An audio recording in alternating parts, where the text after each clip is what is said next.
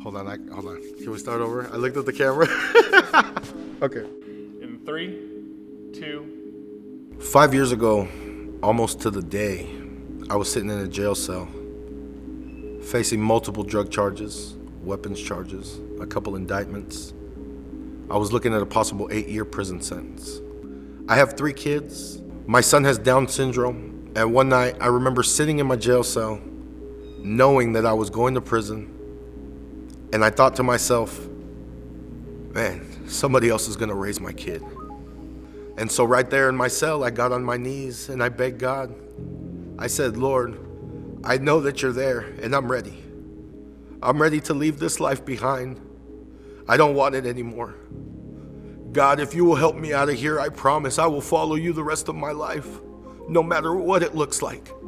I will give up anything with your help. Just please show me how to live a life with you. Within 1 week, I got a plea bargain back with no prison time. 2 years intensive probation and I go to rehab. So I went to rehab. My parents and most of my family had been coming to Vineyard. So I had visited on major holidays and Mother's Day, Easter. So I started to come with them to church once I got out. And I remember coming here to Vineyard thinking, man, nobody's gonna accept me. I look like a gangster. I look like a criminal. Who's gonna want me going to their church? And I remember from day one walking on the campus, being greeted by the most loving people. I remember those first few weeks just crying like a baby each week. I now know that it's my body's reaction to the Holy Spirit because I get real weepy.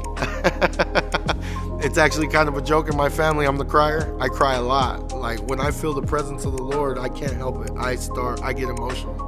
I remember being overcome with this feeling of just being home.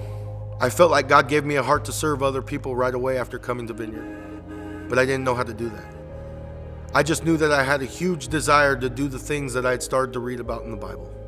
And the philosophy and model of ministry here is that everybody gets to play. That was radical to me. I couldn't believe that I could contribute. I took the ministry training class and found myself on the ministry team. Then I started serving on the baptism team, then Momentum. I took the small group leader training class and wound up leading a small group. Belonging to the Vineyard and getting to serve has given me the greatest feeling that I've ever experienced in the world. And I spent my life searching for good feelings.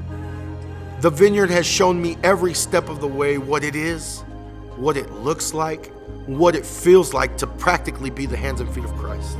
Being a part of Vineyard Church North Phoenix has taken my intimacy level with Jesus to a whole new level. I feel so close to Jesus now because of my church family.